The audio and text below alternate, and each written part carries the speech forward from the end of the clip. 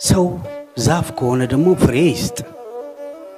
ምናልባት መውለድን ዋና ጉዳይ የምናደርገው ለዛ ይሆናል።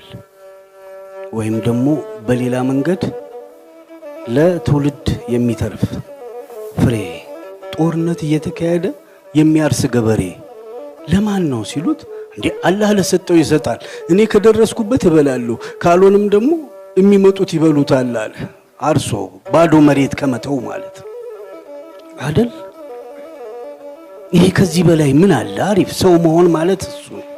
ጠላትም ሆነ ጎተራም ዘርፎ ቢሆን መሬቱ ባዶ ሌጣውን በመቅረት ምን የሚተረፍ ነገር አለ? ዛፍ ፍሬ ሊሰጥ ይገባዋል። ሰው ደግሞ ሊያስብ ነው የሚገባው አይደል? ሰው ከሆንክ አስብ ነው። ከብዙ ሰዎች መካከል ጥቂት ሰዎች በደንብ የሚያስቡ እነሱ ቦታ ያገኛሉ። አያገኙም? ሰው የመሆን ጥያቄ እሱ ላይ ነው ያለው። አንድ ሰውዬ መሰጠት ያልተሰጠው ሰው አለ ሙስሊም ውስጥ። ሶስት ናቸው እንደነዚህ አይነት ሰዎች። አንድ መሰጠት አይሰጠውም፣ የሚሰጠው ነገር ግን ይሰጠዋል፣ ሀብት። አንዱ ደግሞ መሰጠትም ይሰጠዋል፣ መስጠት ይሰጠዋል፣ እንደገና ደግሞ የሚሰጠውም ነገር ይሰጠዋል። አንዳንዱ ደግሞ የሚሰጠው ነገር አይሰጠውም፣ ግን መስጠት ልብ ውስጥ አለ፣ የመስጠት ፍላጎት። ይሄ እንግዲህ ሀብት ኖሮት መስጠት ያልተሰጠው ሰውዬ ነው። ምንም ዘካ ሳያወጣ ቁጭ ያለ ነው። 10% ሳይሰጥ የቆየ ነውና አንድ ቀን ወቀሳ ሲበዛበት እንዲህ ዛሬ ዘካ ላውጣ ምናምን ብሎ 100 ሺህ ብር ይዞ ሄዶ ወደ ከተማ ይወጣል እና አንድ ሽማግሌ ያገኛል። ለሽማግሌው 100 ሺህ ሰጥና እንግዲህ አትውቀሱን፣ ዘካውን አውጥተናል፣ ያው 100 ሺህ ሰጠን ማለት እንዴ ስሰጥ እኮ አይተናል፣ ለአራጣ አበዳሪ ነው የሰጠው ሽማግሌው ተባለ።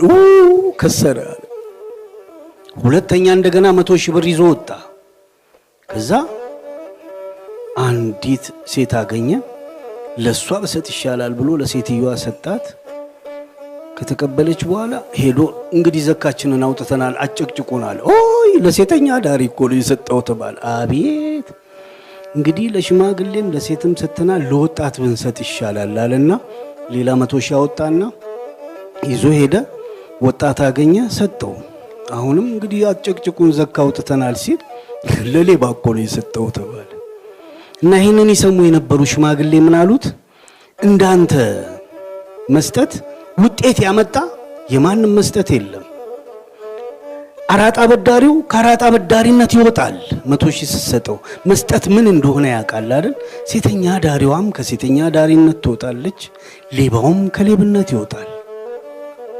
የመስጠት መክሸፍ የለም አይደል?